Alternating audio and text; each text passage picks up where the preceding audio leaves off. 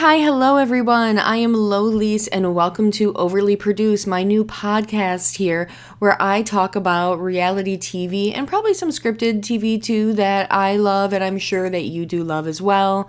So this will be where I do deep dives into lore of reality shows, maybe revisit some old ones, some iconic ones, possibly do some like either episode or season recaps. But if you've watched my YouTube channel, you know I'm really not great at episode recaps. I tried to do it for Vanderpump Rules and honestly it stresses me out, but maybe with this being more like podcasty form, I might be able to do that. We'll see how it goes.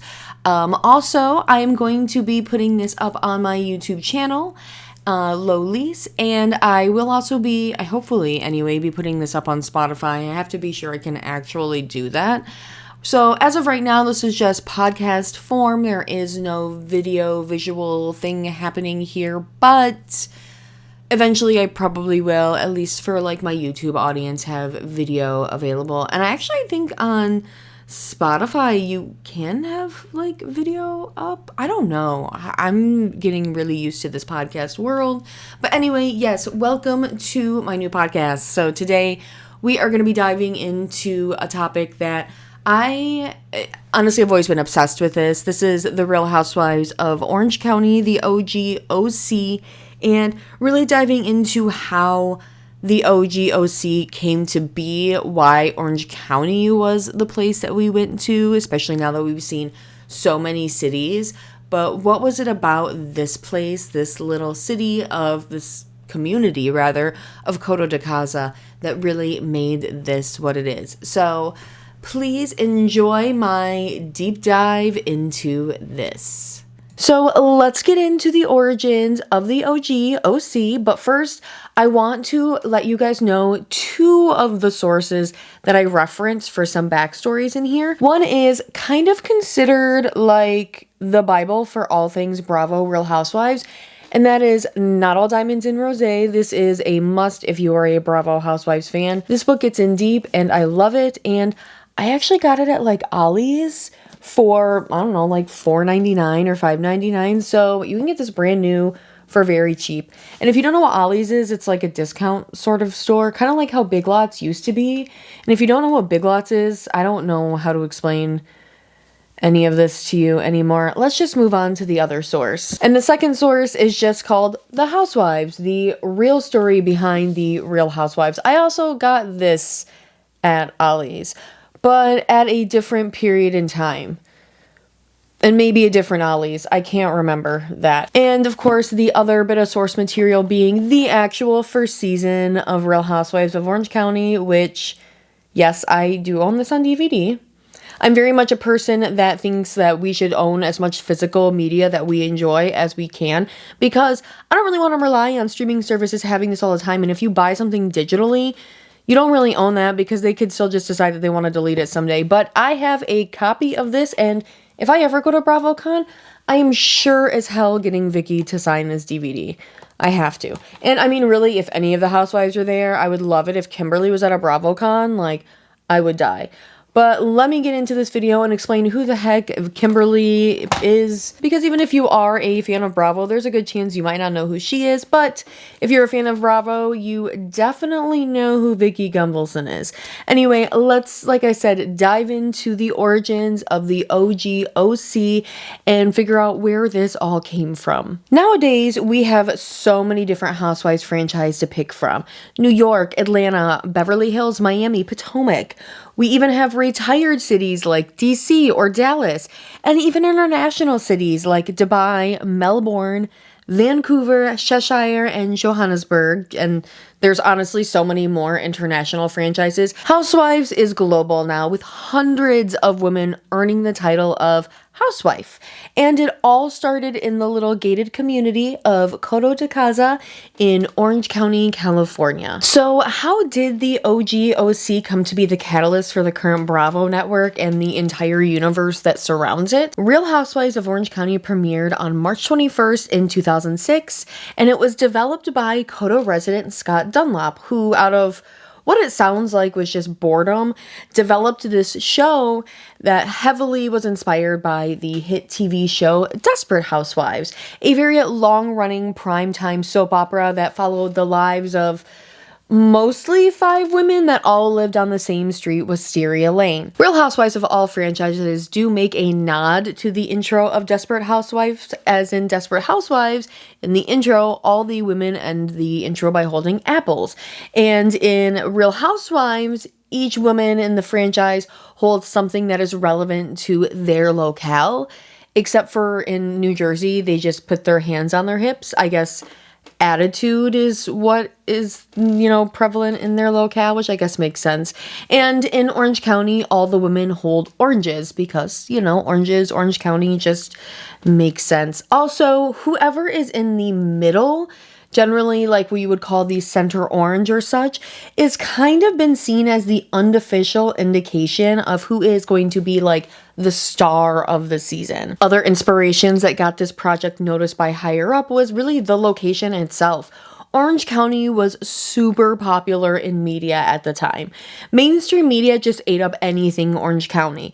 In 2002, the comedy Orange County, starring Colin Hanks and Jack Black, premiered in theaters and was very popular at the time. Jack Black was very much an up-and-coming actor, and I think they were trying to paint Colin Hanks as an up-and-coming actor too, but I only remember him doing this and then like a remake of Dragnet. The soundtrack for that movie, though, also became very popular, specifically the song California by Phantom Planet, which I'm gonna be honest with you, I loved that song. That song is still really good. I was obsessed with it at the time. And the song also became the theme song for the hit teen melodrama, The OC, which was a massive hit when it premiered in 2003. And it solidified the public's curiosity with life in Orange County. Now, around the same time, we were starting to really see the rise of reality shows. Like, reality shows already existed, but now we were getting more of them because production costs for some TV shows were being very high. And so at this time, we then got another look at life in Orange County, but this was our first real look at life in Orange County. And this is one of my top favorite reality shows of all time, Laguna Beach, The Real Orange County. Now, I could sit and talk about Laguna Beach for hours, but honestly, I'm just gonna save that for a different video. I will say, though, that Laguna Beach was literally my gateway into watching Real Housewives, because Laguna Beach, I think just like the season was over and I had seen all the episodes so many times because MTV played them a lot. So when I saw a different show about people in Orange County, I was like, yes, I will get in that.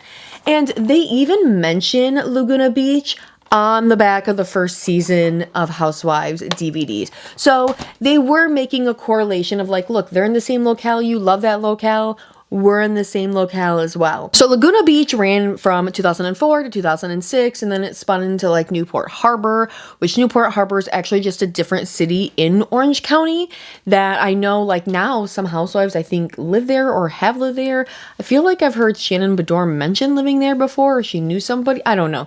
Maybe that was where her DUI was. We're getting way ahead of ourselves though. We're talking about the season 1 of OC Housewives, and I'm talking about season 18 of OC Housewives. Anyway, when Laguna Beach ended, though, I needed more Orange County in my life. I live in a cold climate, and I live very vicariously through people who live in these beautiful, warm climates. So with Laguna Beach ending, enter in Bravo's Real Housewives of Orange County.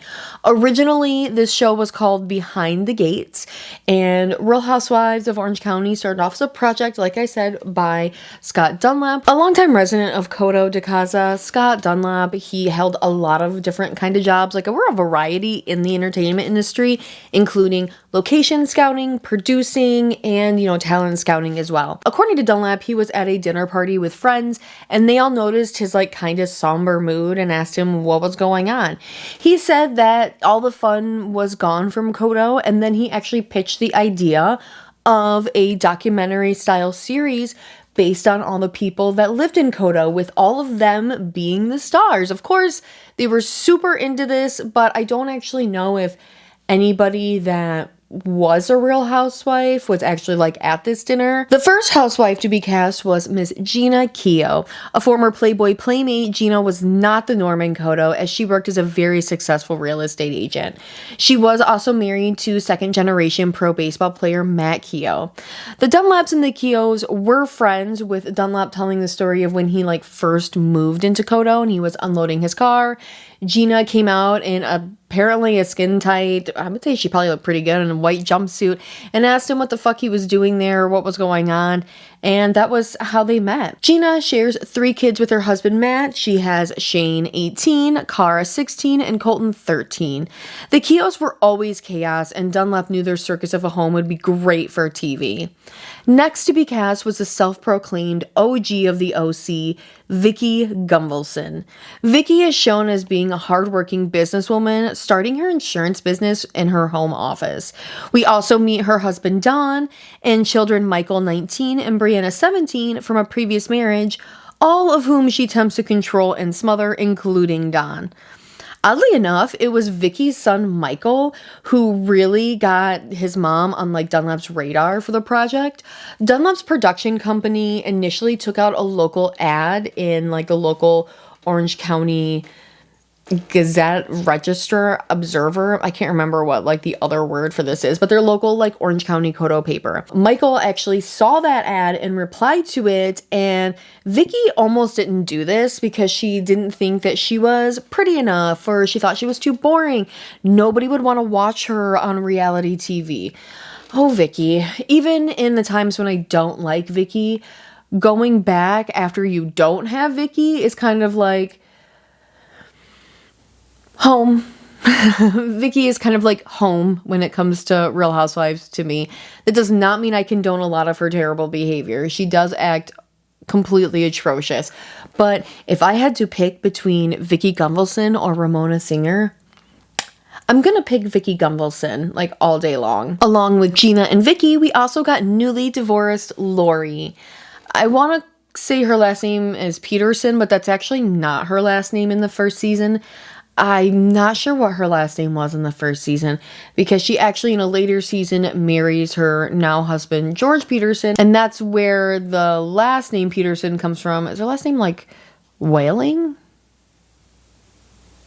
I don't know. Anyway, so we meet Lori. Lori is a mother of 3 who used to live behind the gates of Kodo, but after the divorce, everything fell on her, and we see her with her 3 kids, Ashley 21, Josh 17, and Sophie 7, sharing a 3-bedroom townhouse. I think it was probably a very nice townhouse, but it was probably really cramped with 4 people, considering it only has 3 bedrooms, and it was a really big downgrade from what she and like her kids were used to experiencing when they lived behind the gates. Now, the next housewife was a more recent Kodo resident, and this was Miss Kimberly Bryant. She is a true housewife. Her husband Scott worked for a Fortune 200 company, which I had never heard of until literally this. And she was a stay-at-home mom raising their 2 kids, Bianca 13 and her son Travis 7.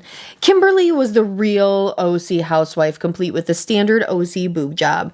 She was a lady of leisure, or as Dunlap would call her, a tennis bitch, spending her time gossiping, playing tennis at the country club, or the ranch, I think it's called, and enjoying a couple cocktails with her girlfriends. You know, I really liked Kimberly, and in the beginning, she was kind of what I thought the prototype for the OC or like Real Housewife would be. It would be Kimberly Bryant. Well, like her and Lori were like what I think of as like stereotypical OC housewives. Then last but not least, we have the youngest housewife of the season, which is Jo De La Rosa. She is not actually married though, so she's not really technically a housewife yet, but she's on the fast track to it. She is engaged to a Mr. Slade Smiley, who, if you know Real Housewives of Orange County, you know who Slade Smiley is. I'm not going to ruin the surprise for you if you don't though. So Jo was only 24 and Slade was like 36, so he's like 12 years older than her. The house husbands, traditionally with like everybody else, really didn't take like part too much in the show. Maybe like one confessional here or there, but none of the house husbands were nearly as present as Slade. He was even loosely labeled the sixth housewife because of just how involved he was with like the story and production and everything. And it was actually Slade who got Jo her spot. She won her part in the show via an auction, and Slade won that auction by paying $2,500. That was how much it cost for someone to get cast on Real Housewives in 2005 or 6, whenever they initially filmed this. So because the show wasn't originally just about the wives, you actually got a lot more of family storylines in the earlier seasons. The kids had a lot more individual scenes with storylines even focusing on them. There was also another like family cast, a local podiatrist whose son was coming home from college, or what Dunlap would call like the boomerang kid. His son, Ryan Eggold, I think is how you say his name. He is apparently now a working actor and is on the TV show New Amsterdam, which is awesome. I've never seen it. I have no idea what that show is about, but good for him. So now that they have the cast with these families that we have, Dunlap and his production crew set to film a sizzle reel. Basically, it's a trailer that you would shop around to different networks to try to get them interested in the show that you are trying to get them to buy. So he encouraged everybody to go all out for this sizzle reel, and it wasn't too long before a little network called Bravo expressed some interest. Now, originally, Bravo was a channel that showed like movies. There was a lot of inside the actor's studio, like a lot of inside the actor's studio. And then late at night, it would also switch to, you know, porn, whatever I can say on YouTube these days. But Bravo had just hit it big with Queer Eye for the Straight Guy, which the OG Queer Eye, love the OG Queer Eye. I mean, I like the new one too, but there's the original one, it was magical. It was a magical time, and it was really big for something like in the late 90s, early 2000s. But I mean, the original was just something so different and unique, and for like the early 2000s, for gay men to be out and proud and just fully embrace themselves and help other people, other straight men embrace themselves, it was very revolutionary at the time. And God, I do love the OG Queer Eye. Anyway, I'm going to stop talking about Queer Eye. Bravo was looking for, trying to keep that momentum going after having such a big hit of Queer Eye. And they saw potential with this show Behind the Gates. Then they passed it on to a new producer that they had, a very young and eager Andrew Cohen, or Andy Cohen, as we know him today. And he was newly in charge of production at Bravo. It was determined that Behind the Gates definitely needed tweaking, as it almost looked like it was kind of pre-produced, whereas Bravo wanted something that was more realistic, and you actually got to see like the real lives of people there. But executives saw real potential in this being like kind of a soap opera type show, except that Behind the Gates just had way too many people in it. Bravo did not care about the security guard at the gate or the maintenance dude on the golf course, etc. They just wanted the housewives. So Dunlap got to work filming the women's everyday lives. Initially, like I said, this was more of a family show, giving a lot more focus. Remember, it was Michael that answered the casting call, which is funny because pretty much the entire first season of Housewives, it did not seem like he wanted anything to do with filming the show, but that might also be just because once he figured out it was going to be more focused on his mom, he didn't really want to be like that associated and kind of lost interest, maybe. I don't know. In addition to shaving the cast down to the 5 women, the working title Behind the Gates had to go. Through various emails back and forth between Andy Cohen and others, it was actually former executive VP of NBC, Lauren Zalesnik, who suggested Real Housewives of Orange County. Andy Cohen said in Not All Diamonds and Rose that he and current executive VP of production at Bravo, Cherie Levin, didn't like the Orange County part. They felt like it was too long and they just wanted to call it the Real Housewives. But Lauren pushed for it. She had true vision. She wanted to brand it in a way that you could have Real Housewives in other cities, which Andy Cohen said flat out he never thought that would ever happen. But Lauren knew She saw true potential. She knew what this could be. But there was one little problem. With all of the hundreds of hours of footage that Bravo received from the production company, there wasn't actually much storyline going on between the women. And it was described as professional looking home video, which even for 2004 is not good. And Andy Cohen said in Not All Diamonds and Rose, he was ready to scrap the entire project. But Bravo gave them an additional budget. They brought in a more experienced production staff, and they actually reshot a bunch of stuff. Because there were stories there, they just needed somebody who was experienced to be able to draw those out and be able to put them onto screen. Dave Rupel was brought in as he had experience with both reality TV and soap operas, which is what Bravo executives really wanted this to be, and he dug a lot more in with the confessionals with the women. But he didn't have the same rapport that Dunlap had. He was a Coda resident. He was one of them. But through working together, Bravo was able to piece together the entire first season. And to be honest, you can tell when it's a scene that was filmed before and then a scene where it was filmed when RuPaul's team came in, because it all looks a little disjointed. For example, we have two different scenes of Joe and Kimberly playing tennis where they are wearing distinctly different outfits in the two occasions. But for some reason, cuts from their first tennis outing are cut in with their second tennis outing. The women do spend time together, but their stories don't really revolve around each other and the relationships within each other in the group how it does now. I did briefly touch on each one of the ladies, but now I want to dive a little deeper into who the Real Housewives of Orange County were or are, and, kind of what their storylines were a little bit. But before I talk about the ladies and their storylines, I do want to talk about some themes or tropes that were really prevalent in media and specifically Orange County at the time. The two big things are boob jobs and Botox, the big B's. These are the norm in the OC. We see Vicky and Lori getting Botox in Vicky's home. Kimberly openly talks about getting her OC boob job, as do most of the women in the show who have them. And the ideas of MILFs were really hot in pop culture. And that was kind of an idea that was transitioned here and put onto Lori, who initially said she was kind of insulted by the idea of being called a MILF, but over time she began to find it more flattering. And I'm not going to tell you what a MILF is. You can look it up all on your own. It is 2024, and you are on the internet right now watching this, so you could look that up. Another common thing in this show was sky tops. Oh my God, sky tops. I so wish I could have found a sky top to wear for this, but they are still really expensive, especially the vintage sky tops. And it seems like any sky top I look at is a small or an extra small, and I don't have an OC boob job, but I just know my boobs will not fit into a small sky top. But they were so quintessential early 2000s. Vicky once said the sky tops all came from this boutique in Orange County, and the lady gave them to the housewives in hopes that they would, wear them on the show and they would take off.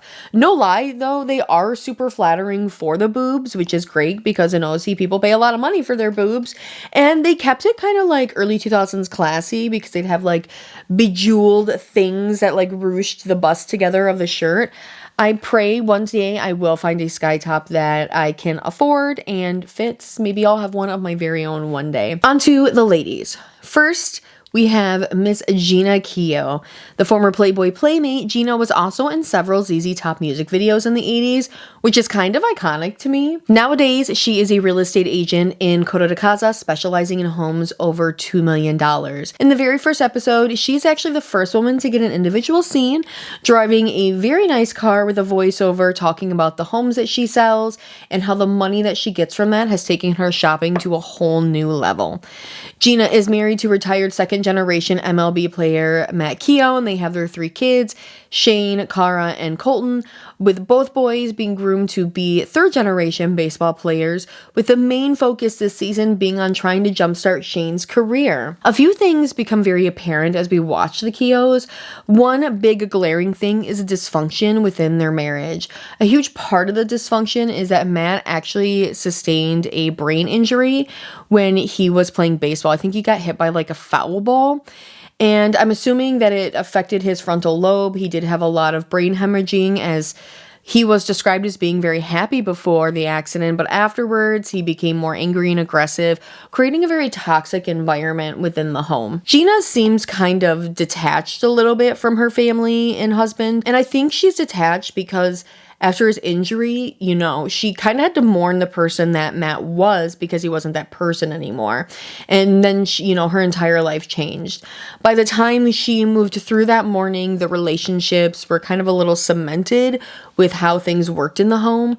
Now, I'm not saying she doesn't love her kids. It is very obvious that Gina loves her kids, and she spoils them. She spoils them a lot, and she doesn't really seem to discipline them very much, with the boys acting out like crazy, resulting in them acting very spoiled, and Shane just having a horrible attitude all around. And through multiple seasons of the show, we just see how disrespectful he is to his mother, even publicly while he's playing in a baseball game. I think a big part of this is it was modeled for him by his father, and so he just learned this behavior. And I also think that just as a young child, Shane learned that this kind of behavior gets him attention, and when you're a kid, it doesn't really matter if the attention is good or bad. You just want attention if you're not getting it at all. Colton does not really remember his dad before the incident, as he was really young, but Shane does have a period of time where he does remember what his dad was like before this.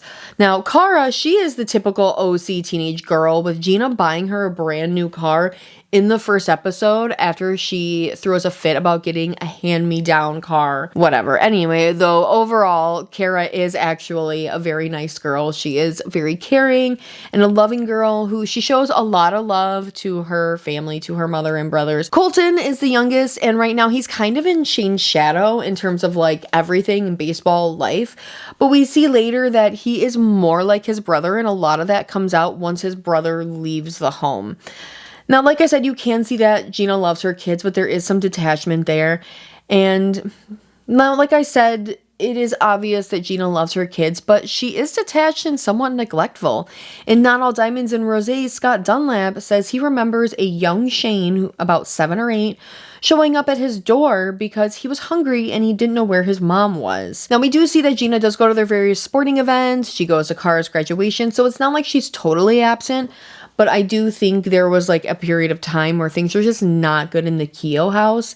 And we are actually seeing some of that time period with the first season of the show, because now the kids are starting to grow up and Gina's starting to have to come to terms with the fact that once the kids are gone, it's going to be just her and Matt.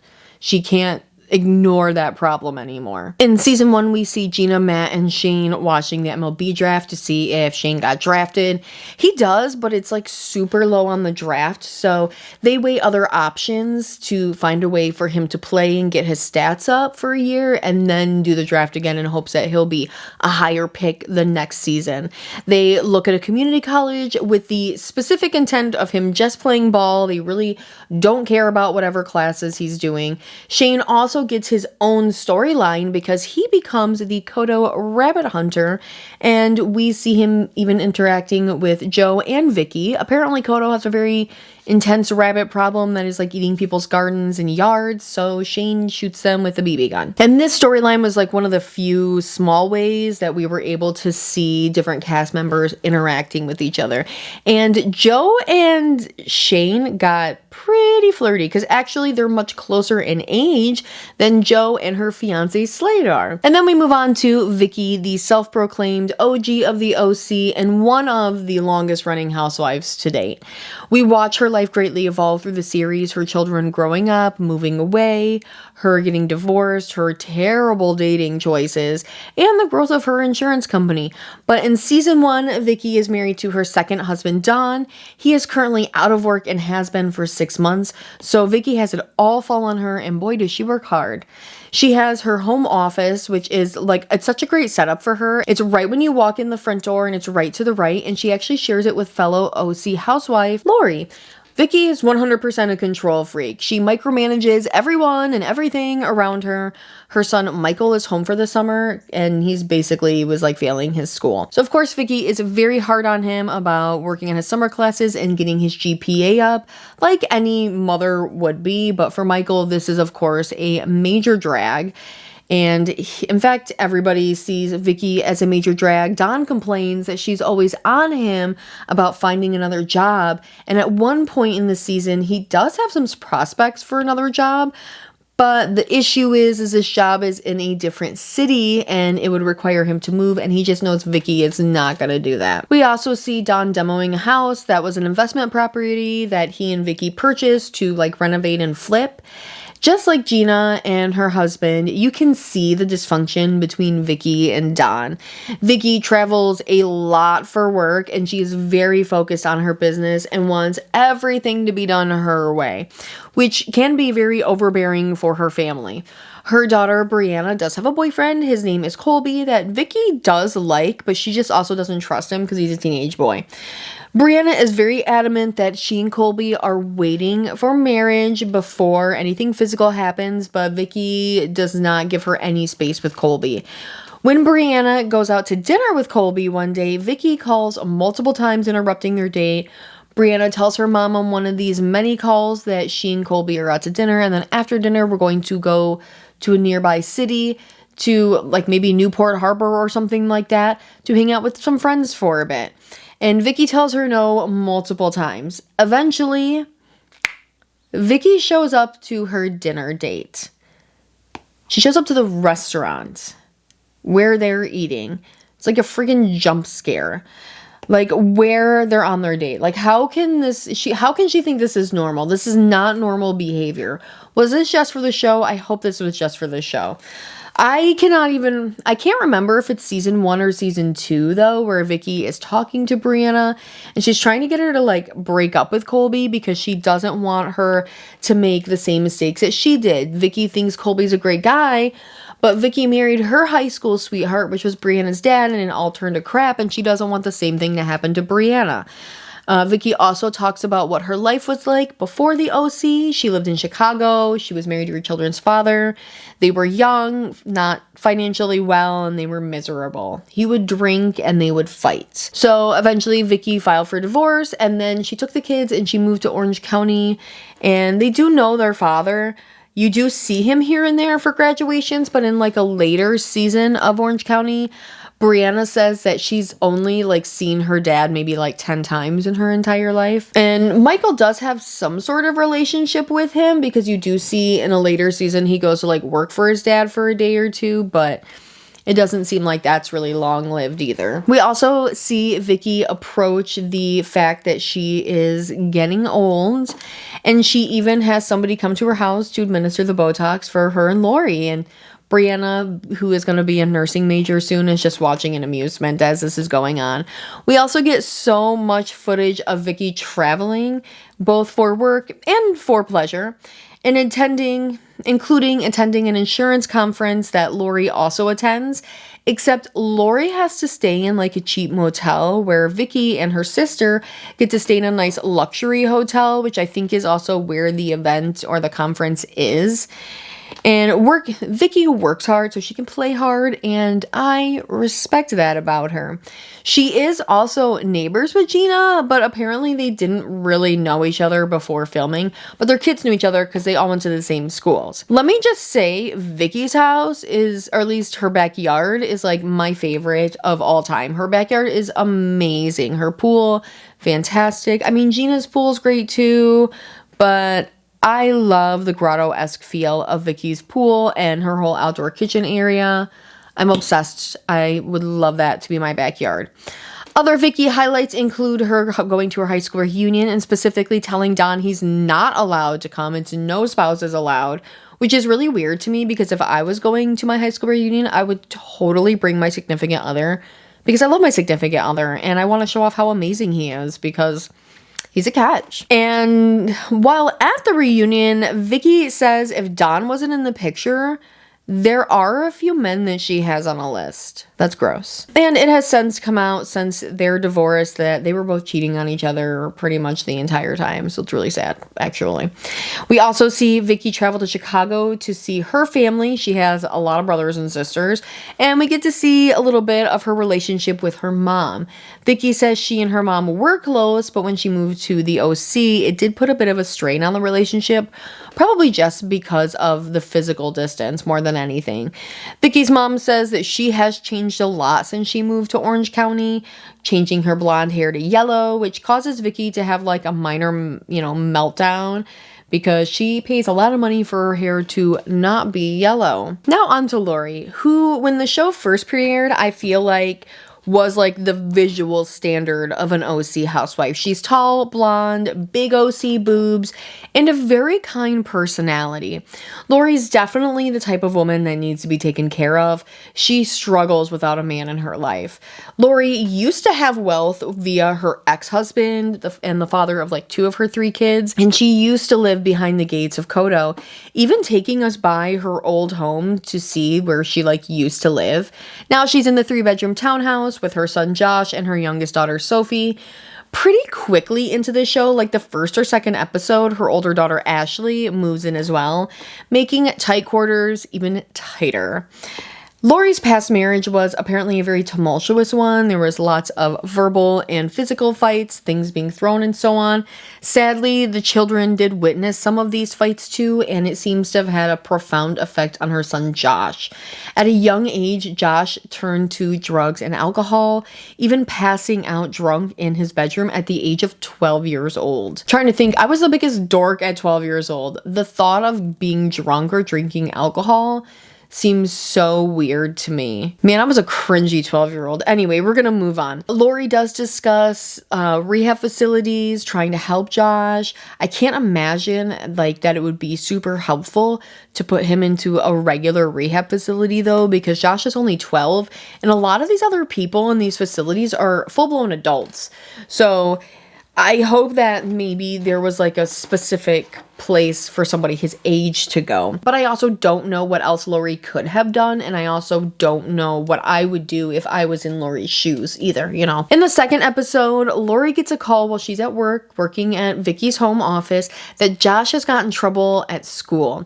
And it's not just detention. Josh was arrested for assaulting a teacher because the teacher thought that Josh had substances in his hands. It's never confirmed if Josh did or didn't have anything in his hands, but he was charged with the assault and spent a lot of season 1 in juvenile detention hall awaiting his court date and serving some time. Sadly, this is only foreshadowing to how Josh's life would continue after the series. After the series, Josh was arrested multiple times for multiple things, including murder at one point. Josh had a young daughter that Lori actually adopted and is raising. And as I started doing like research and like planning this show out, I started working on this several months ago.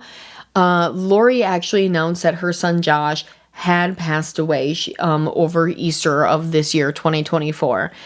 We constantly saw Lori trying to help him in any way possible, never giving up on him, always trying to include him, hoping that the love that her family had for him would be enough to help heal him. But in the end, it just wasn't enough. Josh was a very troubled man, and I hope that now Josh is finding peace, and I hope his whole family is finding peace and solace as well. So my heart really does go out to Lori and, her children and Josh's child as well. Another big thing for Lori is finding a man. Like I said, Lori is the kind of woman who needs a man in her life. She needs a partner to rely on and somebody to take care of too. I think that's a big part of it for Lori is that companionship of he takes care of me and I take care of him in different ways. We do see her a lot complaining about her dating struggles, finding Mr. Right, how no one's meeting her standards. And girl, don't ever lower your standards for anybody. She does say in a follow-up at the end that she's had a lot of admirers reach out to her, even showing off some Manolo Blancs that somebody sent her. Those were like the hot shoes at the time. And she says it was a dad of a cast member from Laguna Beach who sent her the shoes. I wonder who it is. Who do you think did it? Whose dad do you think sent those to Lori? Another highlight of Lori are her struggles with her daughter Ashley and keeping things as normal as possible for Sophie. We see Ashley struggle a lot with adulthood. She's 21.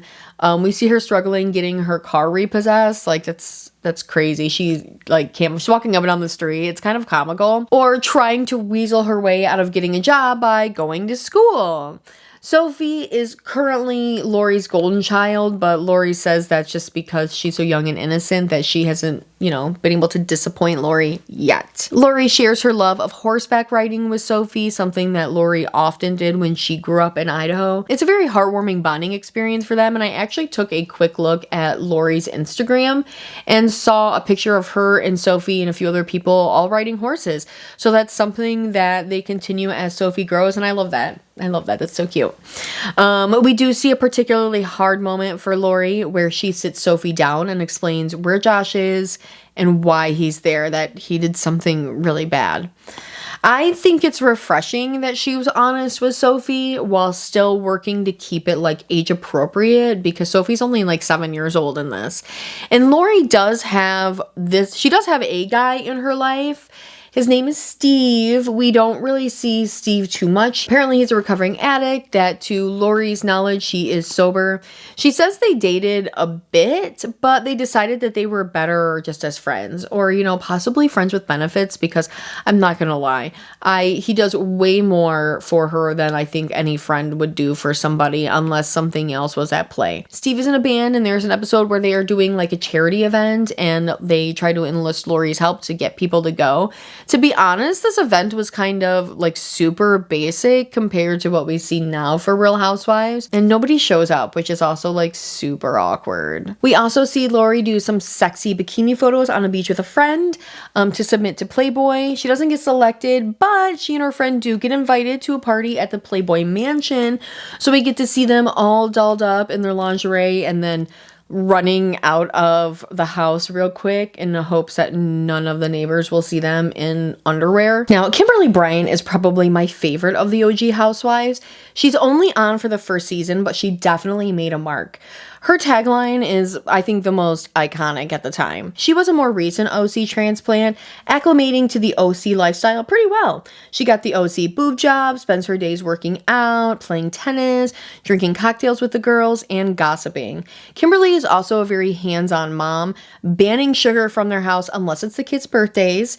Kimberly does share that about 9 years prior to this, she had a battle with skin cancer, and she won, so she is a cancer survivor. Yes, girl. At the time, she was told that she had anywhere from 2 to 5 years left, but here she is still standing.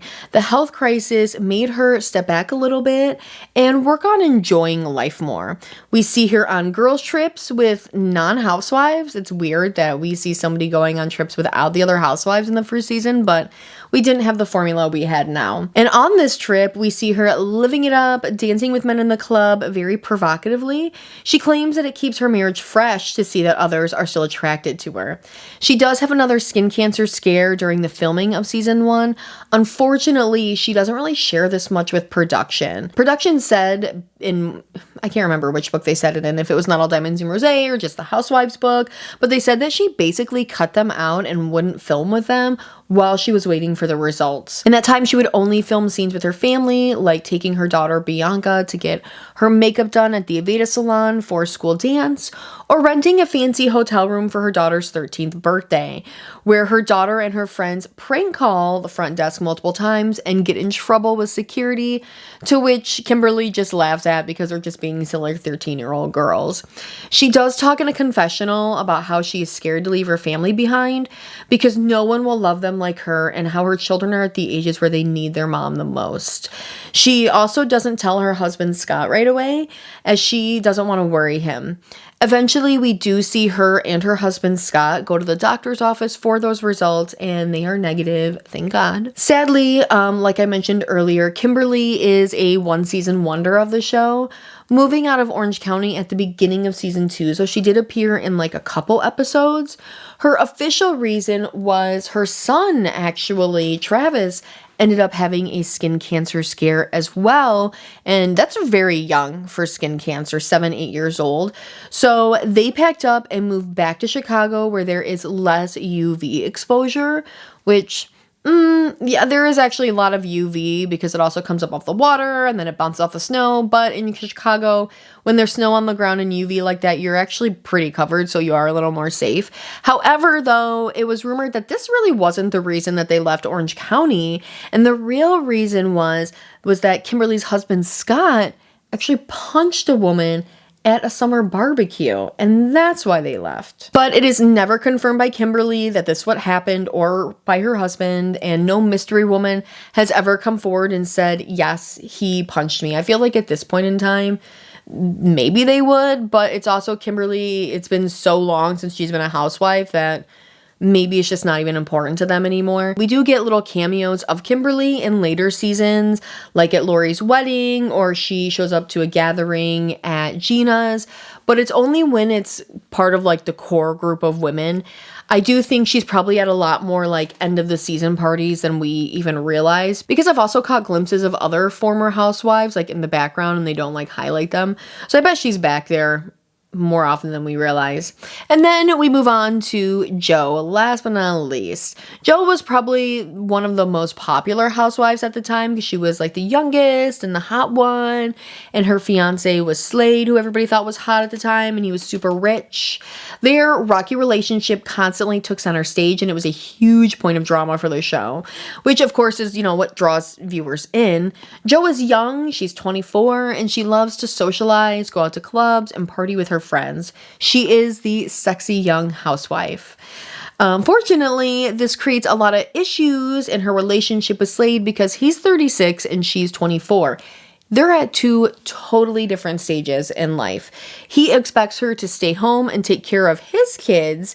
He wants a true OC housewife, and she's not there at this point.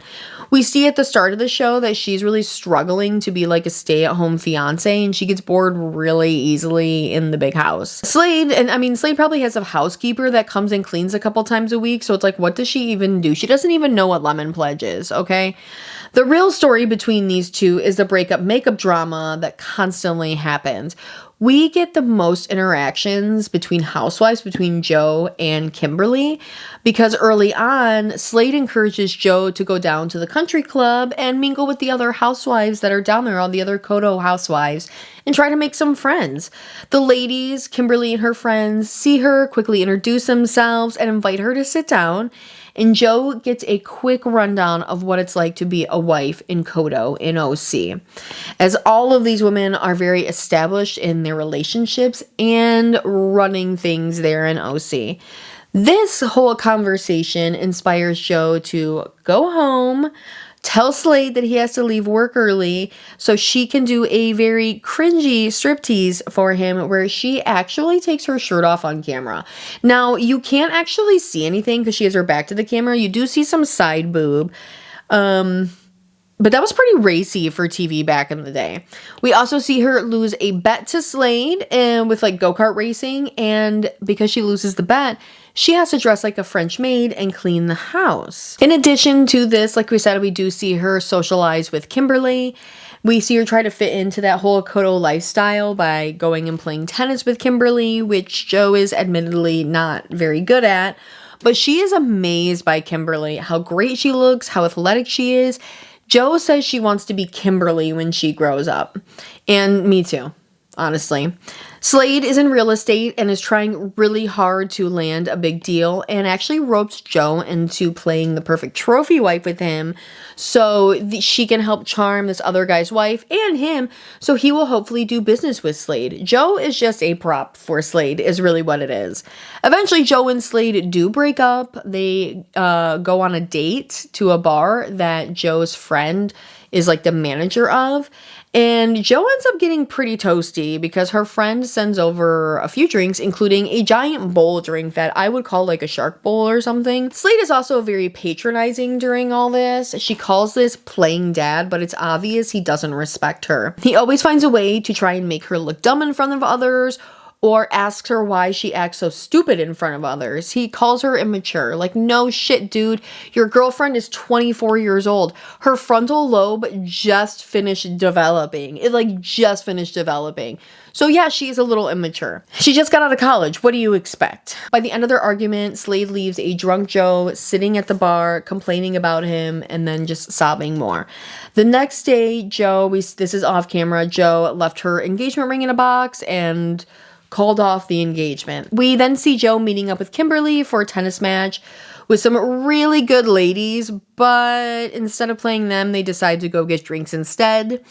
And this is the scene where it's like specifically super choppy, where they put like them in different tennis outfits and try to make it seem like it's the same scene to us, when I'm a Virgo. I can see the difference between their outfits, because when they arrive, they're wearing one thing, and then they sit down with their drinks and they're wearing those outfits. Then they cut to another scene of them sitting at the table. They're wearing different outfits.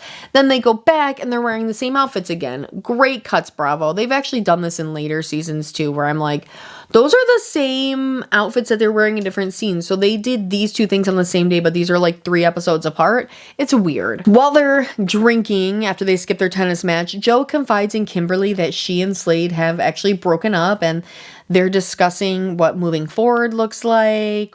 If Joe thinks that they're going to get back together, which Joe says she's unsure of. The next day we see Joe drive to Slade's house and start getting her boxes of things from his garage. He arrives home while she's rearranging stuff, and they have a little spat on if this is what she really wants, and she says this is for the best. So then he decides to get a screwdriver and remove the license plate from the Mercedes that she drives, because he's actually the one that purchased the car. Joe then jumps into the car and drives off in a hurry, and then Slade jumps into his Hummer and backs out in a hurry, taking out an entire rose bush with him and following her down the road. This is another very iconic scene from OG Housewives. This was just like really mind-blowing to a lot of people. And honestly, it's kind of scary to see how easily he switched like that. But he always seemed to have some sort of anger towards her. And then we do see him home alone hours later. Apparently he didn't catch her, but he did catch her license plate, or maybe he got it off before she drove off. But he keeps trying to call her, leaving her multiple voicemails while pacing around in the kitchen, looking at the license plate. Slade really knows how to work the camera. Hours later, Joe then bursts into the door, sobbing, apologizing, falling into his arms. This whole relationship is just, like, the power is just off. Like, he views her as below him. His money is his power over her. And that's why, when during the season, Joe gets a job, he is very against it. He does not want her to get a job and get any independence in a way that he doesn't approve of. And she went and got this job behind his back. I don't think I could ever get a job behind my husband's back. I think if it was just an upgraded job, he would be happy about it and happy for me. It's like he's insulted by her saying that this is what she wants to do. She wants a job in the career field that she just spent 4, 5, 6 years of college attending for. Instead, he wants her to stay home with his 2 kids, which those 2 kids have their own moms. Their own moms can take care of them. So they're not even there all of the time. And one of Slade's kids is a teenager. He barely needs any attention. And if he's got a driver's license, that's kind of it at this point. Like, you're really just there to make sure that they keep doing their homework and stuff. And Slade's other son actually had a lot of medical issues and complications, which did result in him passing away about a year ago, I believe. My point being, he doesn't have much of a leg to stand on. One is old enough that they don't need attention and care, and the other one needs specialized care that Joe maybe is not prepared or trained to do. She doesn't want to become a caregiver for a small child. She wanted to be Slade's wife. By the way, she's 24. So what was Slade doing when he was 24? Oh yeah, he was having kids at 24. He was out partying and meeting like the mother of his children and stuff at 24. So he was doing similar stuff probably to what Joe is doing now. And that's why he doesn't want her to go out, because he also doesn't trust her. Nowadays on Housewives, the women constantly interact with each other with lunches, FaceTime calls, text messages, social media posts, events, all of this stuff. This season, there was like some overlap with the women, like with Lori working out of Vicky's home office and the whole kind of forced relationship between Joe and Kimberly. Gina did also show Kimberly and her husband Scott a home, but they obviously didn't purchase it because he moved to Chicago. And it seemed like it was kind of just a produced thing in order to like bridge a little bit of the gap between them. It also provided a segue for Gina to invite Kimberly to a barbecue that she was having at her home that was being filmed for the show. We also do get a very luxury shopping trip for the girls, where they go to a high-end luxury jewelry store in Beverly Hills. Vicky, Gina, her daughter Cara, and Lori, and some other ladies all go, and they ride in a limo, and they see some beautiful pieces, like beautiful. I am not somebody that, I mean, I wear jewelry, but I'm not like somebody that needs flashy jewelry and expensive diamond rings and stuff like that. But I mean, those were some gorgeous pieces, and if somebody was going to give them to me, I would definitely accept them. Vicky and Gina, well, they're in more of a financial position to where they could splurge on some pieces here. Lori, on the other hand, definitely isn't and is struggling really hard with this. This shopping trip, though, really highlights like what the media perceived as like the glitz of the OC lifestyle at the time. Because at the time, in the early 2000s, OC was where the rich, beautiful people lived. Though it was still very suburban, it's where all the wealthy people lived. The final episode, all the women finally meet. Before Joe arrives, Kimberly tells them all that Joe and Slade have actually broke up. And we've never actually even seen Lori and Vicky interact or meet Joe and Kimberly up until like literally this event. So I feel like Vicky probably saw this interaction as like very superficial and fake. It is very shallow and fake, but now housewives, they know to get invested in their stories to keep their show going. This also tells me that this entire little get-together was probably part of the Bravo refilm, because, you know, they're getting all the wives together. To everyone's surprise, Joe and Slade actually arrive together, hand in hand. They do clarify to Lori that they are not engaged, and Slade tells Kimberly that they are discussing like couples counseling. We get a little end of season update card that Lori's doing great, Ashley has a job, but Josh violated his parole from juvenile hall, and now he is living in Idaho with Lori's parents. Kimberly says everybody is happy and healthy. That's it. That's the update. We get nothing else. Kimberly very much guarded her private life. I really wish she had been on this show more. I would have also really liked to see her if she had stayed to like season 3 where like Tamra Barney or now Tamra Judge comes on. They could have been a very interesting duo to watch. Whether they got along with each other or didn't, I would have been into watching that. In the little card, Gina and all her kids are doing well and they're successful in all their endeavors. Vicky is still hard at work and now Don has a job. Woo! Brianna has now left for nursing school and Michael has picked up his grades. Now with the after season update, Joe and Slade broke up again after the final party and Slade took back the Mercedes. Then Slade and Lori dated for a minute and a picture was even posted online. Joe said she even ran into them at the club. So Slade was at the club with Lori, not taking care of his kids? How dare he? 2 weeks later, Slade and Joe got back together and Slade gave the car back to Joe. Then they broke up again and I think he took the car again. I don't know at this point. It's so hard to keep track of. There was kind of like a reunion of sorts, but it's nothing like the reunions that we see nowadays where the women are wearing like, you know, designer gowns. Sometimes they're wearing like ball gowns. Sometimes they're wearing ridiculous freaking gowns. Like, I don't know, there are some series, some franchises where I'm like, what is this woman wearing? Why did she pick this out? Who thought this was a good idea? And I can't even think of one housewife specifically that I'm like, she dresses too over the top, but a lot of them look flat out ridiculous. Well, I can't think of one, Melissa Gorga's look on the last, was it the last reunion? Yeah, it was the last reunion that they had. Because they didn't have a reunion for last season, but the season before, she was wearing that blue thing with the hood. Just looked weird. Anyway, this reunion is none of that. There's not even an Andy Cohen present. They have these like updated confessionals talking about how their lives have changed since the show.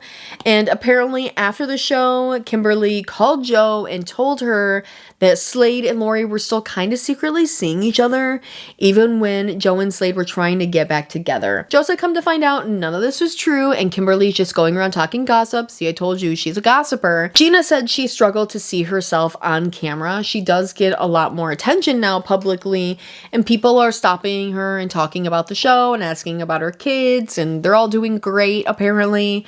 Vicky said she works very hard to stay off the blogs, which I think is for the best. Blogs just are not a good place to be if you're a reality TV star. She also does talk about like multiple surgeries she had in the past, procedures that she had through her neck and jaw. I think being on the show and having people talk about her appearance probably triggered a lot of insecurities 30s, and she probably grew up with a lot of insecurities around the scars from her surgery, but I cannot even see the scars that she's talking about, especially because this was filmed in 2004, 2005. The video quality is not great. So it's not like it's HD or 4K. I cannot see any scars on her neck. And actually, even like watching like more newer episodes now, I don't see anything, but she could have, had those worked on as well. We also get all the ladies minus Kimberly getting together in Vicky's gorgeous backyard while they watch and discuss some clips from the show. It's a very far cry from all these elaborate sets and gowns that Bravo has them wear. Lori tells us that after the show, men came out of the woodwork. Lori also talks about dating Slade and how Joe was pretty much everywhere they went. Yeah, because Slade was trying to make Joe jealous with you. But she does drop the info that she has now indeed met Mr. Right, her future husband, George Peterson.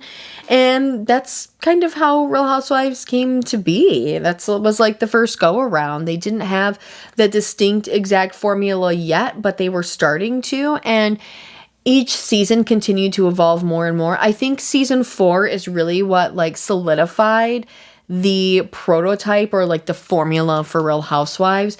And it was also at season 3, season 4, which is where other seasons or other franchises started, which just helped cement it even more. But really, for me, nothing can replace the OG OC. I love it, and I have gone back and rewatched it many times. I love it so much, I own the first season on DVD. Like, most people are like, does that even exist? What? That's crazy. And thank you so much for joining me in my first episode ever of Overly Produced. I plan on having this up weekly.